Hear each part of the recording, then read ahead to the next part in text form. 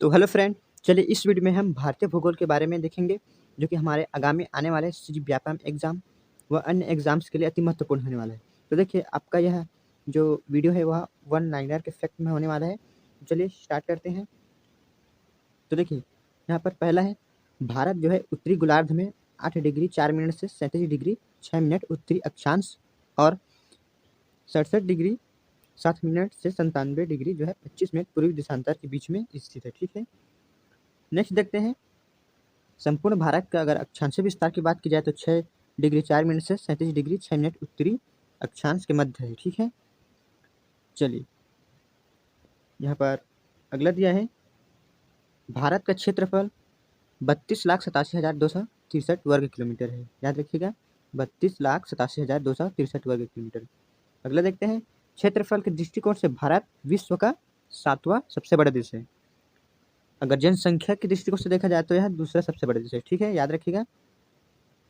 अब देखिए, विश्व का सबसे बड़ा देश क्षेत्रफल की दृष्टि से देखते हैं तो आपका रूस हो जाएगा, कनाडा, चीन, संयुक्त राज्य अमेरिका, ब्राजील, ऑस्ट्रेलिया एवं आपका 7वें नंबर पर भारत है। ठीक है, तो वहीं 8वां सबसे बड़ा देश तो अर्जेंटीना है। चलिए अगला देखते हैं हम।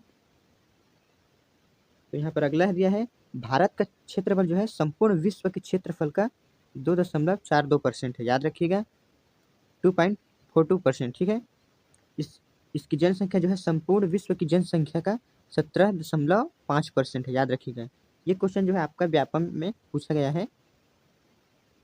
ये आपका जो है 2011 की जनगणना के अनुसार है। फिलहाल अभी तो 2021 में जनगणना होना था, जो अभी तक नहीं हुआ है। चलिए अगला देखते हैं हम।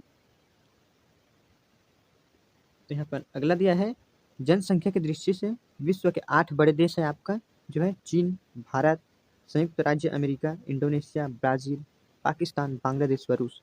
तो याद रखिएगा, जो है भारत हमारे दूसरा जनसंख्या की दृष्टि से दूसरा सबसे बड़ा देश है। ठीक है, चलिए नेक्स्ट देखते हैं हम। तो अगला है, भारत का उत्तर से दक्षिण में अगर विस्तार की बात की जाए तो यह है 3,214 किलोमीटर। वहीं पूरब से पश्चिम की बात की जाए तो है आपका 2,933 किलोमीटर।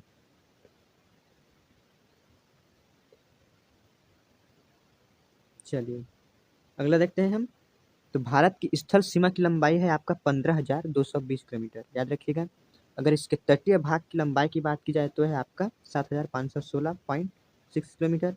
परंतु अगर मुख्य भूमि से तटीय भाग की लंबाई की बात की जाए तो 6,100 किलोमीटर। चलिए अगला देखते हैं हम। तो देखिए, भारत जो है, भारत के जो है 7 पड़ोसी देश हैं। वो है कौन कौन? आपका बांग्लादेश, चीन, पाकिस्तान, नेपाल, म्यांमार, भूटान, अफगानिस्तान। ठीक है, याद रखिएगा। तो देखिए, तो बांग्लादेश के बारे में देखते हैं। तो देखिए, आपका जो है लंबाई जो है 4,096.7 किलोमीटर के दायरे में यह आपका पड़ता है। सीमा से संबंध आपका जो राज्य है आपका असम, मेघालय, मिजोरम, त्रिपुरा, पश्चिम बंगाल। ठीक है, वहीं अगर चीन की बात की जाए तो लद्दाख, हिमाचल प्रदेश, उत्तराखंड, सिक्किम एवं अरुणाचल प्रदेश जो है इसके टच में है। पाकिस्तान भारत के कौन कौन सी सीमा से कुछ होता है? तो देखिए, गुजरात, राजस्थान, पंजाब, जम्मू कश्मीर एवं लद्दाख। और वहीं लद्दाख नेपाल की बात की जाए तो है उत्तर प्रदेश, बिहार, पश्चिम बंगाल, सिक्किम व उत्तराखंड। चलिए म्यांमार देखते हैं। तो म्यांमार जो है अरुणाचल प्रदेश, नागालैंड, मिजोरम एवं मणिपुर को टच करता है। वहीं भूटान की बात की जाए तो सिक्किम, असम, पश्चिम बंगाल व अरुणाचल प्रदेश। वहीं अफगानिस्तान की बात की जाए तो ये आपका पाक अधिकृत है। ठीक है, याद रखिएगा, जो कि कुल जो है 15,106.7 किलोमीटर जो लंबाई। ठीक है, जो कि पूरे अगर इसको राज्यों की टच करते हैं तो उसको। नेक्स्ट देखते हैं हम। तो यहाँ पर नोट दिया है आपका, देख लीजिए, भारत के कुल 16 राज्य जो है पड़ोसी देश की सीमा से जुड़े हैं। ठीक है, नेक्स्ट देखते हैं। यहाँ पर भारत के अगर जलीय सीमा, समुद्री सीमा से संबंध देश की बात की जाए तो है आपका 7 देश हैं, पाकिस्तान, मालदीव, श्रीलंका, बांग्लादेश, म्यांमार, थाईलैंड व इंडोनेशिया।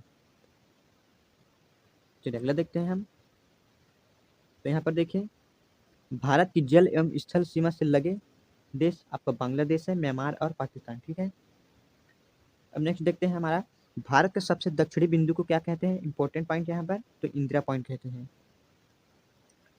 और यह बृहत्तर निकोबार द्वीप में स्थित है। ठीक है, याद रखिएगा यह बृहत निकोबार द्वीप में स्थित है। कौन? आपका इंदिरा पॉइंट।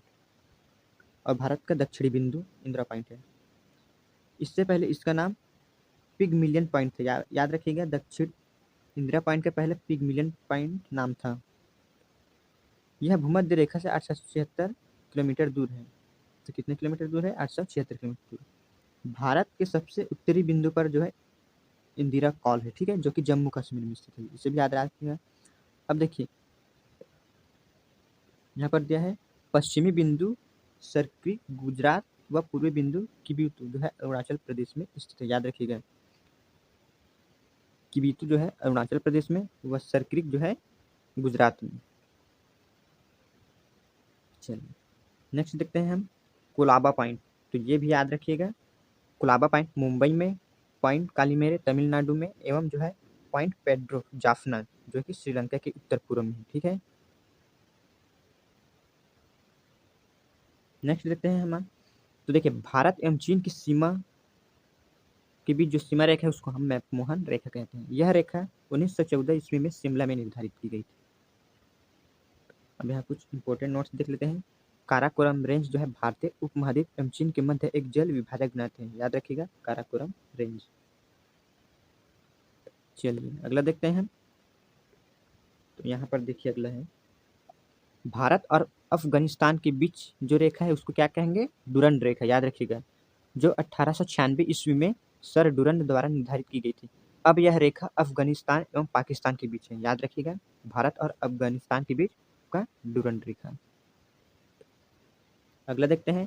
देखिए भारत एवं पाकिस्तान के बीच की जो रेखा है उसको हम रेड क्लिफ रेखा कहते हैं। भारत और चीन के बीच को मैकमोहन, भारत और अफगानिस्तान के बीच को डुरंड और भारत एवं पाकिस्तान के बीच जो रेखा है उसको रेड क्लिफ रेखा, जो कि 15 अगस्त 1947 ईस्वी को सर CJ रेडक्लिफ के द्वारा निर्धारित की गई थी। नेक्स्ट देखते हैं भारत और नेपाल के मध्य काली नदी सीमा बनाती है। तो याद रखिएगा क्वेश्चन में आ सकता है कि भारत और नेपाल के मध्य कौन सी नदी सीमा बनाती है? तो यह आपका काली नदी। अगला यहाँ पर दिया है पटकई की पहाड़ियाँ। याद रखिएगा पटकाई की पहाड़ियाँ जो है भारत को म्यांमार से अलग करते हैं। याद रखिएगा भारत को म्यांमार से कौन सी पहाड़ियाँ अलग करते हैं? तो वह पटकाई की पहाड़ी। ठीक है,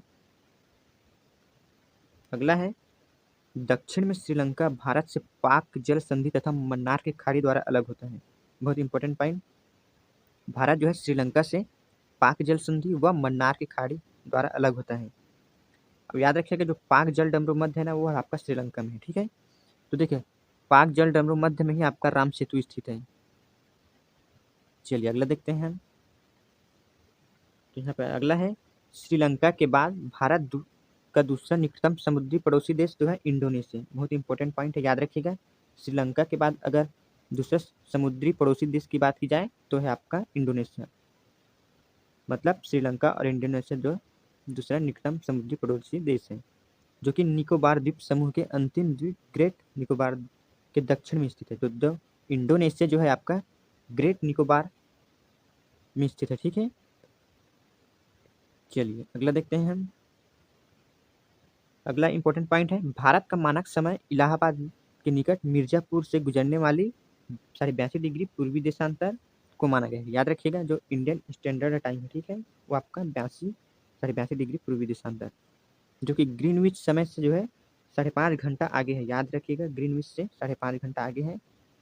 82 डिग्री पूर्वी देशांतर जो है आपका 5 राज्यों से गुजरते हैं। कौन कौन है आपका? याद रखिएगा उत्तर प्रदेश, मध्य प्रदेश, छत्तीसगढ़, उड़ीसा, आंध्र प्रदेश। आपका जो साढ़े इंडियन स्टैंडर्ड टाइम है जो है पूर्व देशांतर 5 राज्यों से होकर गुजरता है, वो है उत्तर प्रदेश, मध्य प्रदेश, छत्तीसगढ़, उड़ीसा एवं आंध्र प्रदेश। Important point. चलिए अगला देखते हैं हम। तो अगला दिया है यहाँ पर कर्क रेखा लगभग भारत के मध्य से होकर गुजरती है। याद रखिएगा भारत के मध्य से होकर गुजरती है और जो कि 8 राज्यों से होकर जाती है। वो 8 राज्य है आपका राजस्थान, गुजरात, मध्य प्रदेश, छत्तीसगढ़, झारखंड, पश्चिम बंगाल, त्रिपुरा एवं मिजोरम।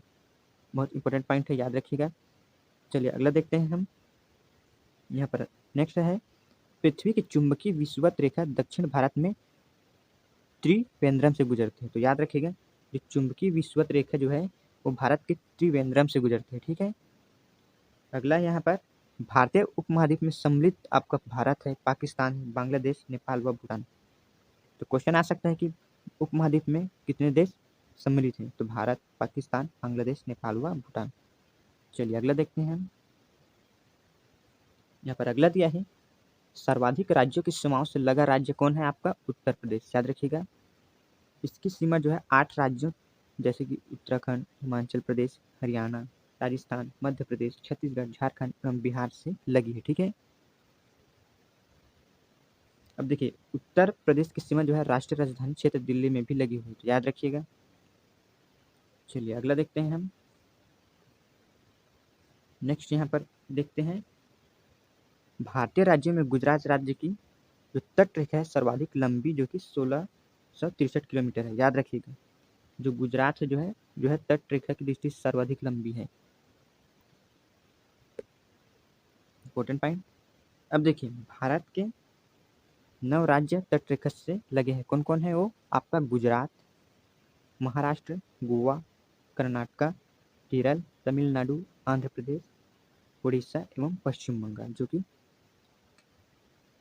चलिए नेक्स्ट देखते हैं। यहाँ पर अगला दिया है, नेपाल के साथ अंतर्राष्ट्रीय सीमा बनाने वाले राज्य कौन कौन है? तो देखिए याद रखिएगा, आपका उत्तराखंड, उत्तर प्रदेश, बिहार, पश्चिम बंगाल एवं सिक्किम। नेक्स्ट यहाँ पर दिया है, बांग्लादेश के साथ अंतर्राष्ट्रीय सीमा बनाने वाले राज्य हैं। तो याद रखिएगा, बांग्लादेश के साथ आपका पश्चिम बंगाल, असम, मेघालय, त्रिपुरा एवं मिजोरम। कुल 5 राज्य जो है बांग्लादेश के साथ अंतर्राष्ट्रीय सीमा बनाती है। ठीक है। चलिए अगला देखते हैं हम। यहाँ पर अगला है आपका, पूर्वोत्तर भारतीय राज्यों में नागालैंड, मणिपुर, अरुणाचल प्रदेश एवं सिक्किम की सीमाएं जो है बांग्लादेश से नहीं मिलती हैं। ये भी आप याद रखिएगा। तो चलिए अगला है, यहाँ पर देखिए, पाकिस्तानी सीमा से लगे 3 भारतीय राज्य हैं। तो पाकिस्तानी सीमा से कौन कौन से हमारे भारतीय राज्य लगे? वो है राजस्थान, गुजरात एवं पंजाब। याद रखिएगा, ये वाला क्वेश्चन आपसे पूछा गया था, ऑप्शनल वाला। ठीक है। तो ऑप्शनल में पूछता है कि निम्नलिखित में से कौन सा राज्य जो है पाकिस्तान से लगा है या नहीं लगा है? तो यहाँ पर देखिए, आपका राजस्थान, गुजरात और पंजाब 3 राज्य है जो आपका पाकिस्तान की सीमा से लगा हुआ है। चलिए अगला देखते हैं हम। अगला यहाँ पर दिया है, अरुणाचल प्रदेश की सीमा जो है पूर्व में म्यांमार से। याद रखिएगा, अरुणाचल प्रदेश की जो सीमा है पूर्व में आपका म्यांमार से और पश्चिम में भूटान से एवं उत्तर में चीन से मिलती है। इंपॉर्टेंट पॉइंट याद रखिएगा, पूर्व में आपका म्यांमार से, पश्चिम में भूटान से एवं उत्तर में चीन से मिलती है। देखिए यहाँ पर एक दर्रा के बारे में देख लेते हैं। यहाँ पर दिया है, तो याद रखिएगा, जो है आपका काराकोरम दर्रा जो है जम्मू कश्मीर में स्थित है। ठीक है। जोजिला दर्रा आपका जम्मू कश्मीर में है। पीर पंजाल दर्रा आपका जम्मू कश्मीर में है। बनिहाल दर्रा आपका जम्मू कश्मीर में है। बुर्जिला दर्रा जम्मू कश्मीर में है। आपका सिप किला दर्रा हिमाचल प्रदेश में। ठीक है। रोहतांग दर्रा हिमाचल प्रदेश। बड़लाचा दर्रा हिमाचल प्रदेश।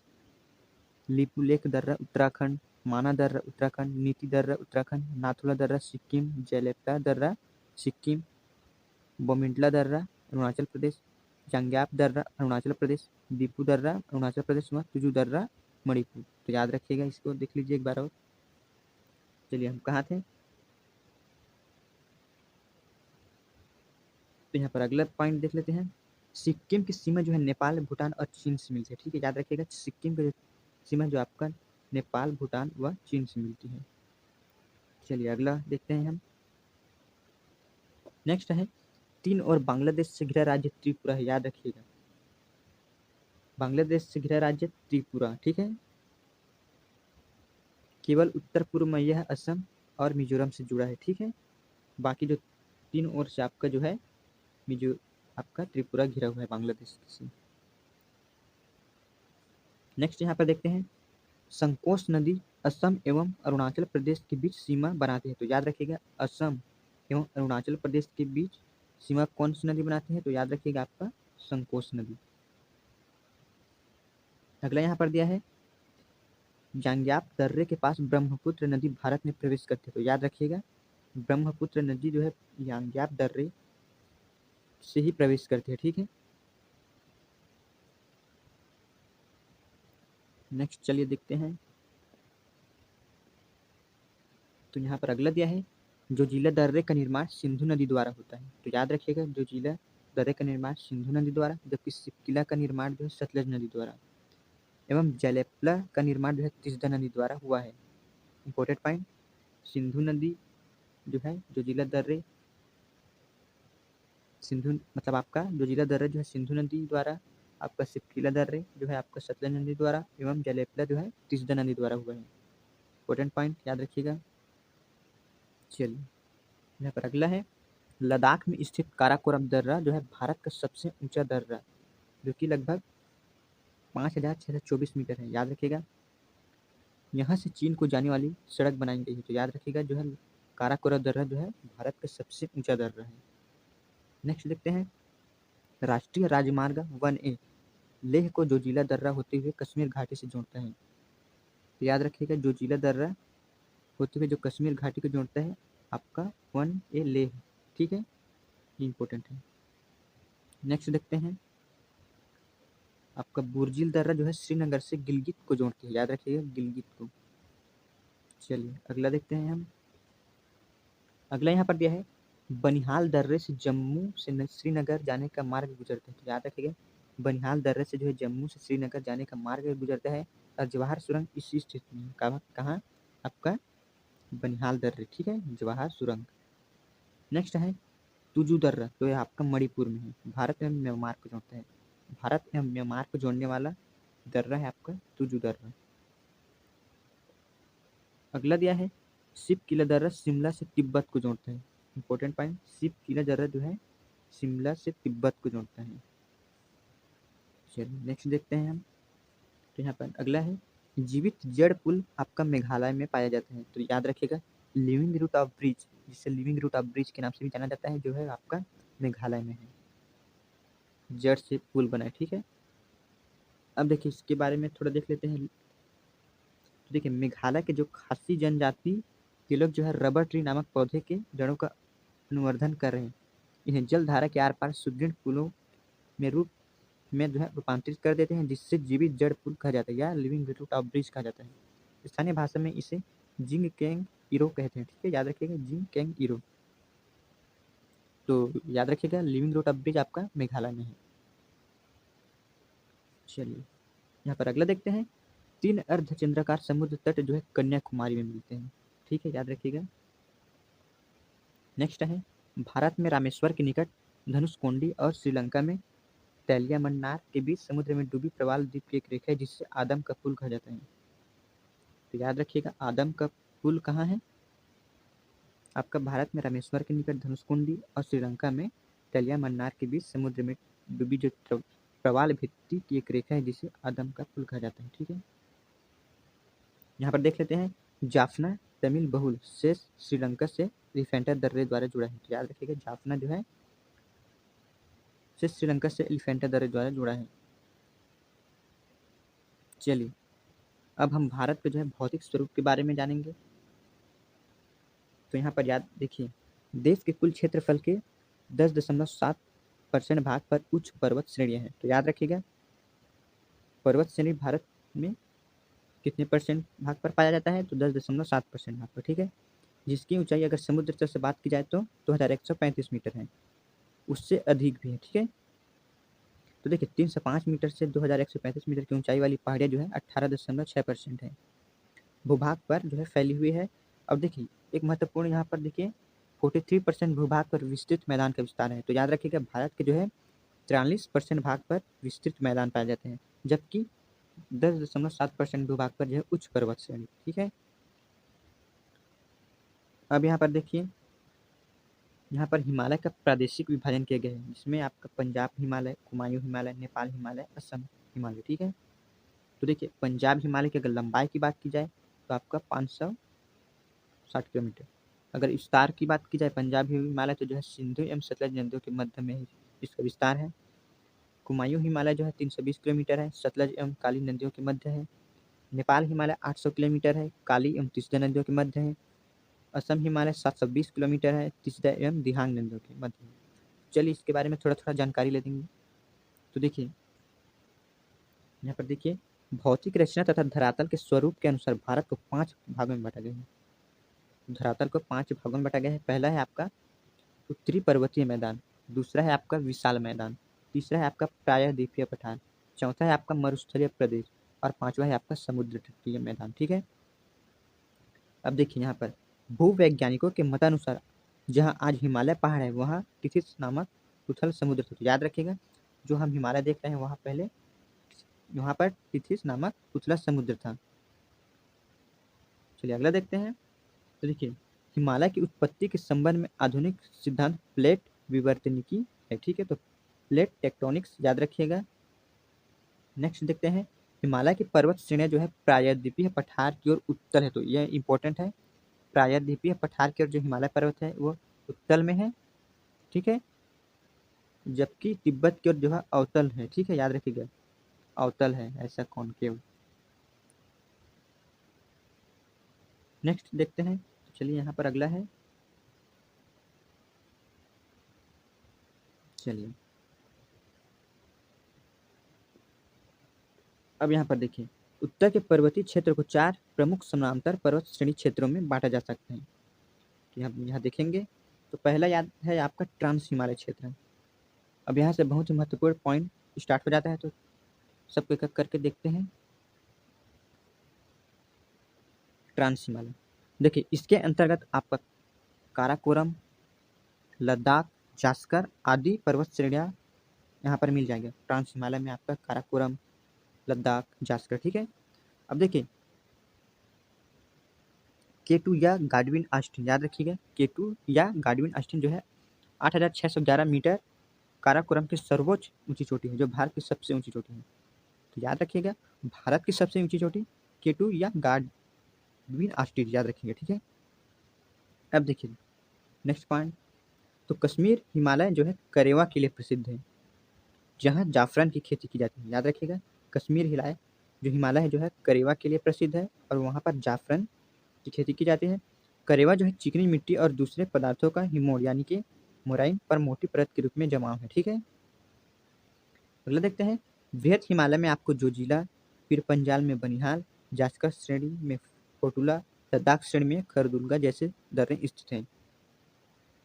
नेक्स्ट चलिए देखते हैं, यहाँ पर अगला दिया है, कश्मीर हिमालय क्षेत्र में ही मीठे जल की जो है डल झील एवं वुलर एवं खारे जल की झील जो है पेगांग सो और सोमुरीरी स्थित है। तो याद रखिएगा आपका मीठे जल की झील जो है डल झील व वुलर झील एवं खारे जल की झील में है आपका पेगांग सो। ठीक है, और आपका सोमुरीरी। अब देखिए वैष्णो देवी, अमरनाथ गुफा और चरार शरीफ जैसी तीर्थ स्थान कश्मीर या उत्तरी पश्चिमी हिमालय में ही स्थित है। तो याद रखिएगा कश्मीरी उत्तरी पश्चिमी हिमालय में आपका वैष्णो देवी मंदिर, अमरनाथ गुफा व चरार ए शरीफ जैसी तीर्थ स्थान है। चलिए नेक्स्ट देखते हैं, ट्रांस हिमालय देख लिए। अब देखते हैं हम हिमाद्री अर्थात सर्वोच्च या बृहद हिमालय। तो बृहद हिमालय यह हिमालय की सबसे ऊंची श्रेणी है। याद रखिएगा हिमालय की सबसे ऊंची श्रेणी है बृहद हिमालय। इसकी औसत ऊंचाई 6000 मीटर है। ठीक है, याद रखिएगा 6000 मीटर। विश्व की सबसे ऊंची चोटी एवरेस्ट, जो कि आपको नेपाल में देखने को मिलता है, इसी पर्वत श्रेणी में स्थित है। कंचनजंगा, नंगा पर्वत, नंदा देवी, कॉमेट एवं नामचा बरवा आदि इसके कुछ महत्वपूर्ण शिखर। याद रखिएगा जो है सबसे ऊंची चोटी जो एवरेस्ट जो है यहीं पर स्थित है। ठीक है, यहाँ पे इंपोर्टेंट नोट्स देख लेते हैं। बृहद हिमालय जो है लघु हिमालय से मैन सेंट्रल थ्रस्ट के द्वारा अलग होते हैं। तो एक important point, man central thrust, बृहद हिमालय जो आपका लघु हिमालय से मैन सेंट्रल थ्रस्ट द्वारा अलग होती है। चलिए अगला देखते हैं। अगला थर्ड दिया है आपका हिमाचल श्रेणी अर्थात लघु या मध्य हिमालय।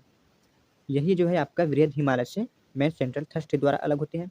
तो चलिए देखते हैं, इस श्रेणी में पीर पंजाल, धौलाधर, मसूरी, नागटीबा एवं महाभारत श्रेणियां हैं। ठीक है, बृहद एवं लघु हिमालय के मध्य कश्मीर घाटी, लाहौल स्पीति, कुल्लू एवं कांगड़ा की घाटियां मिलती हैं। यहाँ अल्पाइन चारागाह है जिसे कश्मीर घाटी में मर्ग, ठीक है, तथा उत्तराखंड में बुग्याल या पयार कहा जाता है। याद रखिएगा शिमला, कुल्लू, मनाली, मसूरी, दार्जिलिंग आदि लघु हिमालय में ही स्थित है। ठीक है। वृहद हिमालय की घाटियों में भोटिया प्रजाति के खानाबदोश लोग रहते हैं, जो कि ग्रीष्म ऋतु में ऊपर बुग्याल में चले जाते हैं और शरद ऋतु में नीचे घाटियों में लौट आते हैं। प्रसिद्ध फूलों की घाटी इसी पर्वतीय क्षेत्र में स्थित है। गंगोत्री, यमुनोत्री, केदारनाथ, बद्रीनाथ और हेमकुंड साहिब इसी इलाके में स्थित है। कौन से इलाके में? आपका लघु हिमालय में। ठीक है, जिसे मध्य हिमालय भी बोलते हैं। चलिए यहाँ पर अगला देखते हैं। यहाँ पे एक नोट देख लेते हैं। लघु हिमालय एवं शिवालिक से मेन बाउंड्री फॉल्ट के द्वारा अलग होती है। याद रखिएगा, जो लघु हिमालय है वो आपका नेक्स्ट पढ़ेंगे शिवालिक श्रेणी, तो यहाँ जो आपका जो है मेन बाउंड्री फॉल्ट के द्वारा अलग होती है। ठीक है। अब चलिए देखते हैं हम शिवालिक।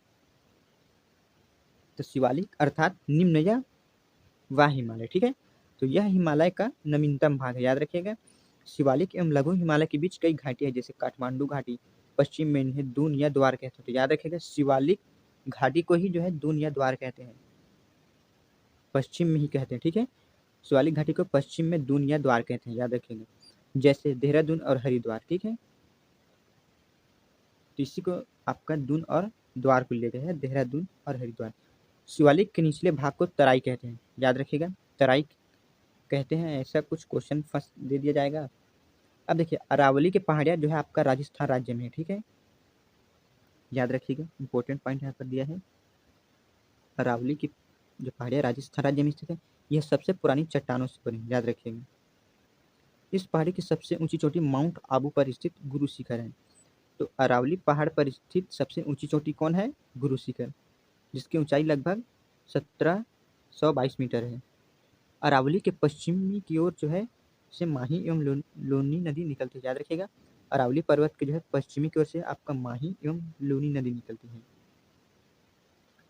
लोनी नदी जो है कच्छ के रण में गायब हो जाती है। अरावली के पूर्व की ओर बनास नदी निकलती है। तो याद रखिएगा, पश्चिम की ओर आपका माही एवं लोनी नदी और पश्चिम की ओर बनास नदी निकलती है।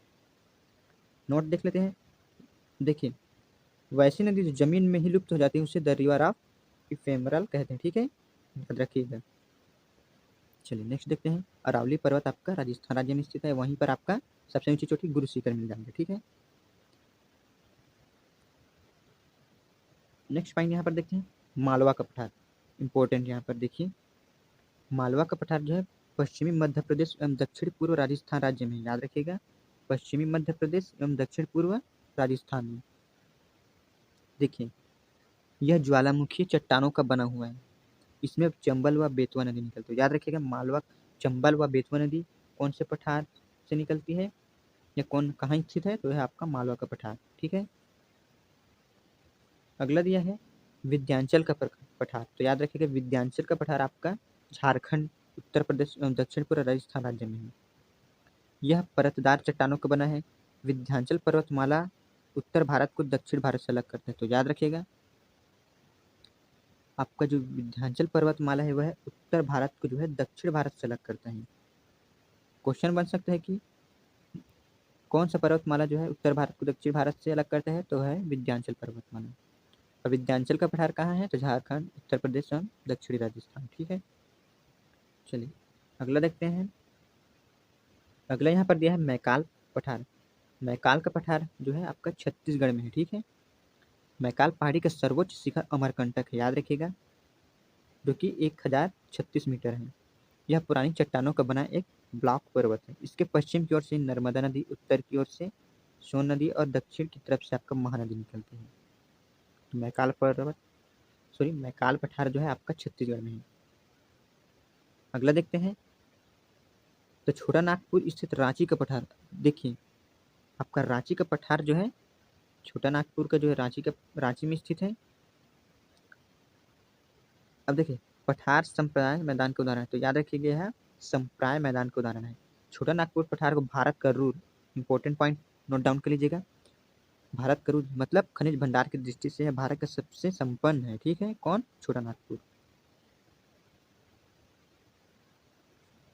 चलिए नेक्स्ट देखते हैं हम।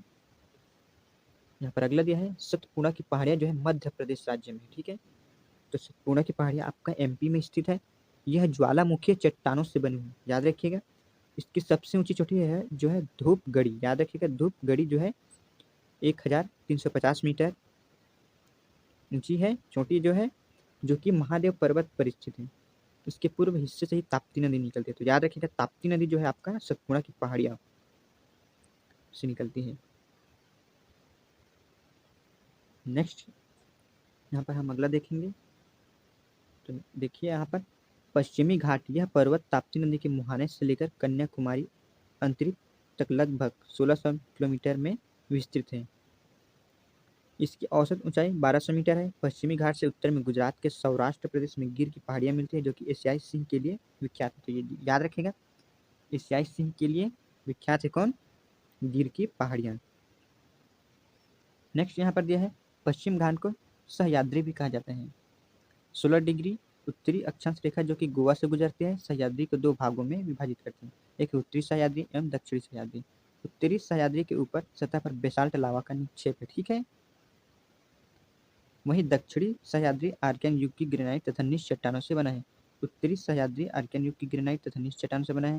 उत्तरी सह्याद्री आपका दक्षिणी सह्याद्री के सर्वोच्च शिखर क्रमशः कालसुबाई एवं कुद्रेमुख महाबलेश्वर, ठीक है। चलिए नेक्स्ट देखते हैं यहाँ पर। तो देखिए उत्तरी सह्याद्री की दूसरी प्रमुख चोटी कौन है? तो है, अब देखिए यहाँ पर महाबलेश्वर का उच्चतम बिंदु विल्सन पॉइंट है। इंपॉर्टेंट पॉइंट याद रखिएगा, महाबलेश्वर का उच्चतम बिंदु जो है विल्सन पॉइंट है, Arthur seat point, needle hole point, जिसे एलिफेंट पॉइंट भी बोलते हैं, महाबलेश्वर में ही स्थित है। अब देखिए महाबलेश्वर में आपका 5 नदी कृष्ण, सावित्री, वेन्ना, गायत्री एवं कोयना निकलती है। चलिए अगला देखते हैं। अब देखिए आपका भारत से गुजरने वाले प्रमुख रेल एवं सड़क मार्ग के बारे में देखते हैं। तो पहला दिया है आपका थालघाट दर्रे, ठीक है।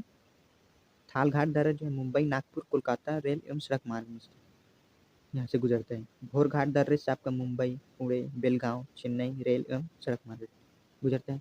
वहीं पर पालघाट दर्रे में आपका कालीकट, त्रिचूर, कोयम्बटूर, इडोर रेल व सड़क मार्ग। तो चलिए यहाँ अगला देखते हैं।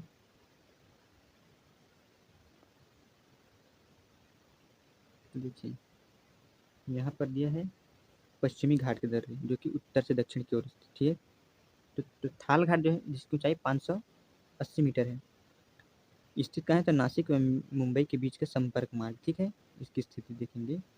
अब भोर घाट जो है 630 मीटर है, मुंबई एवं पुणे के बीच का संपर्क मार्ग है। वहीं पाल घाट 305 मीटर, कोयम्बटूर एवं कोचीन के बीच का संपर्क मार्ग। सेनकोटा 280 मीटर, तिरुवनंतपुरम एवं मदुरई के बीच का संपर्क मार्ग। चलिए नेक्स्ट देखते हैं। बहुत इंपॉर्टेंट यहाँ पर पॉइंट दिया है, जो कि आपको व्यापम में पूछा भी गया है। दक्कन का पठार जो महाराष्ट्र राज्य में है, याद रखिएगा, दक्कन का पठार महाराष्ट्र राज्य में है और यह ज्वालामुखी बेसाल्ट चट्टानों का बना है। तो कौन सा जो है पठार जो है बेसाल्ट चट्टानों का बना है? तो आपका दक्कन का पठार, ठीक है। यह काली मिट्टी का क्षेत्र है। इस पठार के पूरी भाग को विदर्भ कहा जाता है। नेक्स्ट दिया है धारवाड़ का पठार, ठीक है। तो कर्नाटका में स्थित है, याद रखिएगा, धारवाड़ का पठार कर्नाटका में, जबकि दक्कन का पठार महाराष्ट्र में। यह बहुपरिवर्तित चट्टानों से बना है। इस पठार के पश्चिमी भाग में बाबा बुदन की पहाड़ी तथा ब्रह्मगिरी की पहाड़ी। तो याद रखिएगा, ब्रह्मगिरी की पहाड़ी एवं बाबा बुदन की पहाड़ी कहाँ है? धारवाड़ का पठार कर्नाटक राज्य में, ठीक है। नेक्स्ट यहाँ पर दिया है नीलगिरी की पहाड़ी तमिलनाडु में, ठीक है। तो नीलगिरी की पहाड़ी जो है तमिलनाडु में है, जो कि एक ब्लॉक पर्वत है। यह मुख्यतः चारनोकाइट पठार से बनी है। इसकी सबसे ऊंची चोटी डोडा बेट्टा, ठीक है, याद रखिएगा, इंपॉर्टेंट है यहाँ पर। सबसे ऊंची चोटी आपका नीलगिरी की पहाड़ी की, जो कि 2637 मीटर है। डोडा बेट्टा जो कि दक्षिण भारत की दूसरी सबसे ऊंची चोटी है, याद रखिएगा, जो कि दक्षिण भारत की दूसरी सबसे ऊंची चोटी है। उटकमंड इसी पहाड़ी पर है, याद रखिएगा, उटकमंड इसी पहाड़ी पर स्थित है। चलिए नेक्स्ट देखते हैं। तमिलनाडु राज्य में नीलगिरी के दक्षिण भाग में पाल घाट है, इंपॉर्टेंट है। तमिलनाडु राज्य में नीलगिरी के दक्षिण भाग में आपका पाल घाट है। पाल घाट गैप पश्चिम एवं पूर्वी घाट का मिलन स्थल, तो याद रखिएगा, पाल घाट गैप जो है पूर्वी घाट एवं पश्चिमी घाट का मिलन स्थल, अर्थात पूर्वी घाट एवं पश्चिमी घाट के मिलन स्थल पर ही आपका नीलगिरी पहाड़ी स्थित है। नीलगिरी पहाड़ी कहाँ स्थित है? तो तमिलनाडु में है। और आपका चलिए इसके पार फैली कार्डामम की पहाड़ी पश्चिमी घाट का विस्तार माना जाता है। देखिए ये कार्डामम क्या है, तो यहाँ पर इलायची, ठीक है, कार्डामम की पहाड़ियाँ मतलब इलायची की पहाड़ियाँ हैं आपका तमिलनाडु में। देखिए अन्नामलाई की पहाड़ी पर स्थित दक्षिणी भारत की सबसे ऊंची चोटी अनैमुड़ी, जो कि ऊंचाई 2696 मीटर है। तो दक्षिण भारत की दूसरी सबसे ऊंची चोटी हमने पढ़ा है डाडा बेट्टा, ठीक है, डोडा बेट्टा, ठीक है। चलिए देखते हैं। देखिए हमने अभी देखा है आप डोडा बेट्टा जो है दक्षिण भारत की सबसे दूसरी चोटी है, जबकि आपका अनैमुड़ी जो है सबसे भारत की सबसे पहली ऊंची चोटी है, ठीक है, जो कि दक्षिण भारत की है। तो याद रखिएगा अन्नामलाई की पहाड़ी पर स्थित है आपका सबसे ऊंची चोटी अनैमुड़ी, ठीक है, जो कि 2696 मीटर है। चलिए नेक्स्ट देखते हैं, नोट देख लेते हैं यहाँ पर। तो देखिए अनैमुड़ी 3 पहाड़ियों का केंद्र बिंदु है, अन्नामलाई की पहाड़ी अन्नामलाई में स्थित है। अब देखिए अनैमुड़ी 3 पहाड़ियों का केंद्र बिंदु है। यहाँ से 3 पहाड़ी श्रृंखलाएं 3 दिशा में जाती हैं। दक्षिण की ओर आपका इलायची यानी कि कार्डामम की पहाड़ियाँ, उत्तर की ओर अन्नामलाई की पहाड़ियाँ तथा उत्तर पूर्व की ओर पालनी की पहाड़ियाँ। प्रसिद्ध पर्यटक स्थल आपका कोडाईकनाल तमिलनाडु पालनी में ही, जो कि पालनी पहाड़ी में ही स्थित है। सेवराय पहाड़ियाँ तमिलनाडु राज्य के सलेम में अवस्थित है, याद रखिए। दक्षिण भारत की सब 2 प्रमुख चोटी कौन कौन से हैं, एक तो है आपका अनैमुड़ी और दूसरा क्या है, अभी हमने देखा है यहाँ पर डोडा बेट्टा, ठीक है। चलिए अगला देखते हैं। अब यहाँ पर अगला देखते हैं, आंध्र प्रदेश और ओडिशा के तटीय भाग में महेंद्रगिरी की पहाड़ियाँ हैं, याद रखिएगा, इंपॉर्टेंट है यह। आंध्र प्रदेश और ओडिशा के तटीय भाग में आपका महेंद्रगिरी की पहाड़ी है। अगला पॉइंट देखते हैं, भारत के पूर्वी तट को निम्न भागों में बांटा गया है, याद रखिएगा। देखिए कन्याकुमारी से कृष्ण डेल्टा तक को जो है कोरोमंडल तट कहा गया है, ठीक है, कोरोमंडल तट, कन्याकुमारी से कृष्ण डेल्टा तक। तो और वहीं पर आपका कृष्ण डेल्टा से गोदावरी डेल्टा तक को क्या बोला गया है आपका गोलकुंडा तट, इंपॉर्टेंट है। कन्याकुमारी से कृष्णा डेल्टा कोरोमंडल तट, कृष्णा डेल्टा से गोदावरी डेल्टा गोलकुंडा तट, वहीं पर गोदावरी डेल्टा से लेकर उत्तरी तटीय भाग तक को है उत्तरी सरकारी तट कहलाता है, ठीक है, याद रखिएगा। नेक्स्ट देखते हैं हम, अगला है यहाँ पर भारत के पूर्वी तट पर स्थित प्रमुख बंदरगाह, इंपॉर्टेंट है। तो कौन कौन से जो है पूर्वी तट पर स्थित बंदरगाह है आपका पाराद्वीप, जो कि ओडिशा में है, ठीक है, याद रखिएगा, पारादीप ओडिशा में है। कोलकाता पश्चिम बंगाल, विशाखापत्तनम आंध्र प्रदेश, चेन्नई तूतीकोरिन एवं पन्नार तमिलनाडु। अगला देखते हैं, विशाखापट्टनम जो है बंदरगाह डॉल्फिन नोच पहाड़ी के पीछे सुरक्षित है। तो ऐसा कौन सा बंदरगाह है जो है एक पहाड़ी के पीछे सुरक्षित है, तो है आपका विशाखापट्टनम बंदरगाह जो है डॉल्फिन नोच पहाड़ी, ठीक है। अगला है यहाँ पर पूर्वी तट पर स्थित प्रमुख लैगून पुलिकट एवं चिल्कापुरी तथा कोलेरू आंध्र प्रदेश, ठीक है। पुलिकट जो है चेन्नई में है, चिल्कापुरी में तथा कोलेरू आंध्र प्रदेश। लैगून, तो यहाँ पर देखिए नोट में देखिए लैगून क्या है, जो समुद्र क्षेत्र में तटीय क्षेत्र का पानी स्थल भाग में घुस जाता है और धीरे धीरे बालू का अवरोध खड़ा कर देने पर स्थलीय क्षेत्र का जलीय भाग समुद्र से अलग हो जाता है। इसी जलीय आकृति को है लैगून बोला है। तो याद रखिएगा लैगून आपका पुलिकट चेन्नई में है, चिल्का तथा कोलेरू। चलिए अगला देखते हैं,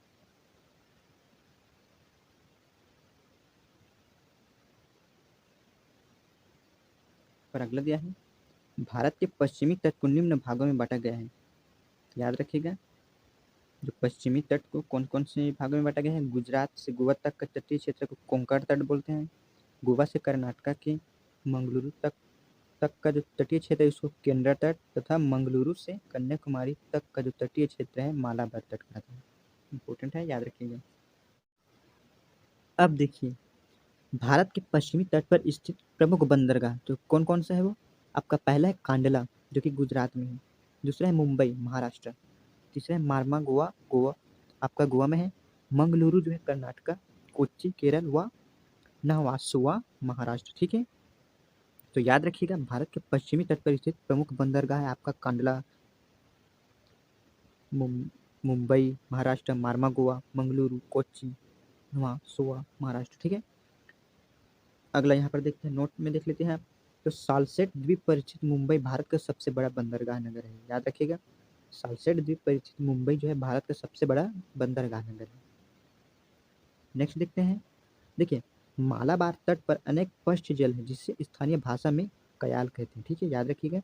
तो कयाल किसे कहते हैं? तो मालाबार तट पर अनेक पश्च जल है जिसे स्थानीय भाषा में कयाल कहते हैं।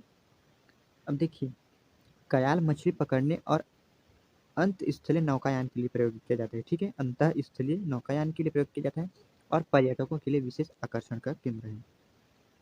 यहाँ पर देख लीजिए, केरल में हर वर्ष प्रसिद्धि आपका जो प्रसिद्ध नेहरू ट्रॉफी वलाम काली यानी कि नौका दौड़ का आयोजन उन्नामदा कयाल में किया जाता है, याद रखिएगा। जो कि नेहरू ट्रॉफी वलाम काली जो है नौका दौड़ आयोजन कहाँ किया जाता है? केरल में। चलिए अगला देखते हैं। तो देखिए अगला है आपका, भारत में 2 द्वीप समूह हैं, कौन-कौन? आपका अंडमान निकोबार द्वीप समूह और लक्षद्वीप द्वीप समूह। तो याद रखिएगा, आपका अंडमान निकोबार द्वीप समूह मरकत द्वीप बोलते हैं जिसे, और लक्षद्वीप समूह। तो देखिए अंडमान निकोबार द्वीप समूह बंगाल की खाड़ी में स्थित है,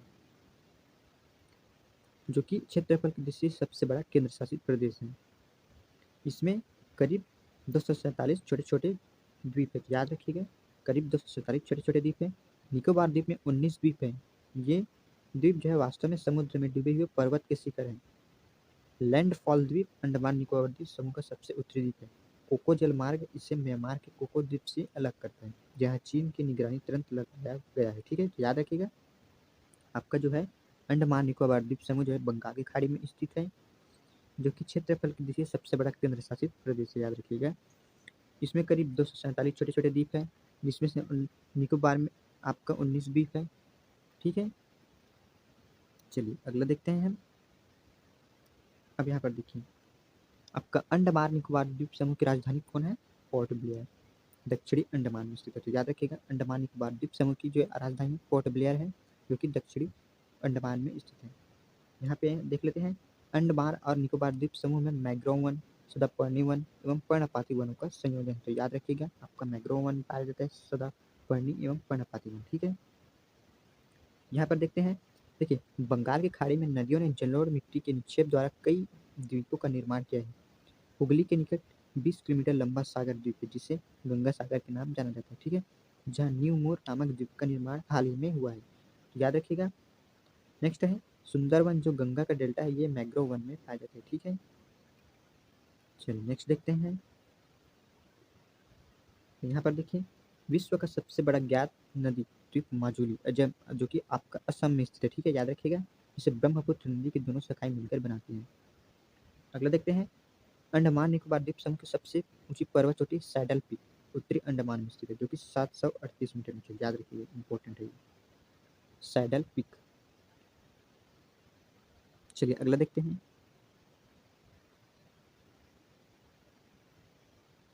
तो देखिए अगला दिया है यहाँ पर, नेल्लौर के निकट श्रीहरिकोटा प्रवाल निर्मित द्वीप है, तो याद रखिएगा, श्रीहरिकोटा नेल्लौर के निकट है। पुलिकट झील इसी द्वीप पर समुद्र से विलग है, ठीक है। यहाँ भारतीय अंतरिक्ष अनुसंधान संगठन उपग्रह प्रक्षेपण केंद्र स्थित है। अब देखिए यहाँ पर प्रमुख जल अंतराल देखते हैं। तो 8 डिग्री चैनल आपको मालदीव व मिनिकॉय के मध्य मिल जाएगा। 9 डिग्री चैनल आपको कवरत्ती व मिनिकॉय के मध्य मिल जाएगा। 10 डिग्री चैनल आपको छोटा अंडमान व कार निकोबार के मध्य मिल जाएगा।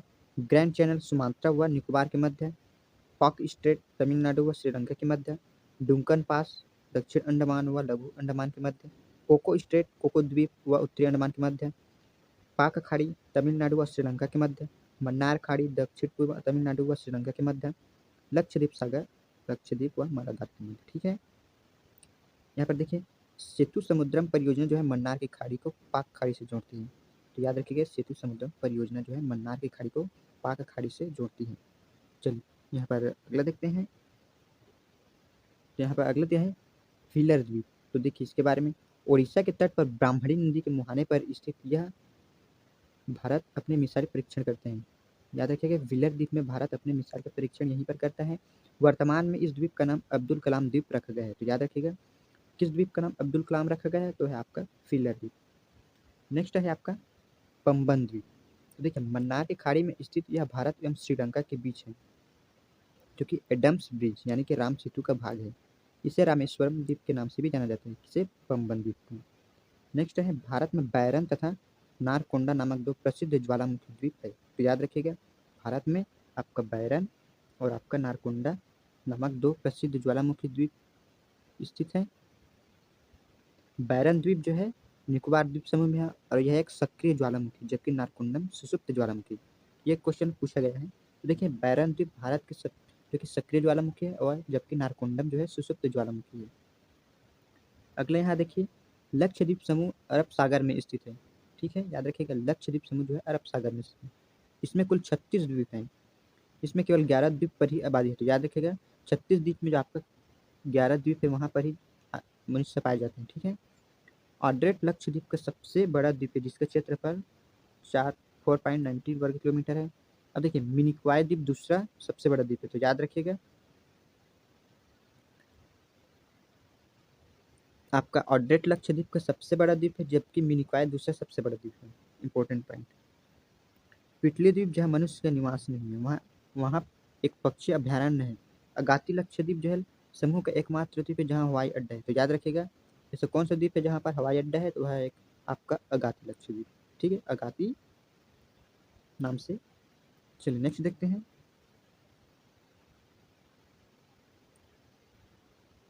अगला पॉइंट देखिए लक्षद्वीप समूह 11 डिग्री चैनल द्वारा दो भागों में विभाजित है, उत्तर में अमीनी द्वीप और दक्षिण में कन्नानौरी द्वीप। याद रखिएगा। नेक्स्ट देखते हैं लक्षद्वीप समूह के सभी द्वीपों पर मलयालम भाषा बोली जाती है। तो याद रखिएगा लक्षद्वीप के जो सभी द्वीपों पर जो हमने 11 बताए हैं आपका जहाँ पर आबादी है वहाँ पर जो है मलयालम भाषा बोली जाती है। मिनिकॉय द्वीप एकमात्र अपवाद है जहाँ महल भाषा बोली जाती है। तो याद रखिएगा महल भाषा कहाँ बोली जाती है, आपका मिनिकॉय द्वीप में। ठीक है, महल देव भी लिपि में लिखी जाती है। तो याद रखिएगा महल जो है देवी लिपि में लिखी जाता है, जो कि मूलतः मालदीव की भाषा है। तो यहाँ पर हमने क्या इंपॉर्टेंट पॉइंट जाना कि आपका जो 11 सक्रिय मतलब आपका जो 11 द्वीप है जहाँ पर आबादी है वहाँ पर मलयालम भाषा बोली जाती है, जबकि मिनिकॉय एकमात्र एक ऐसा द्वीप है जहाँ पर महल भाषा बोली जाती है। ठीक है, इंपॉर्टेंट पॉइंट है। यहाँ पे नोट देख लीजिए भारत के प्रवाल भित्ति क्षेत्र मन्नार की खाड़ी, कच्छ की खाड़ी, अंडमान एवं निकोबार द्वीप समूह एक लक्षद्वीप में सीमित है। लक्षद्वीप एटॉल प्रवाल द्वीप है तथा शेष सभी तटीय प्रवाल भित्ति है। प्रवाल भित्तियों का निर्माण सागरीय जीव मूंगा के अवशेषों के समीकरण तथा संयोजन द्वारा होता है। मूंगा उष्णकटिबंधीय महासागरों में पाए जाते हैं तथा चूने पर निर्वाह करते हैं। ठीक है, तो आई होप कि आपको यह वीडियो पसंद आया होगा।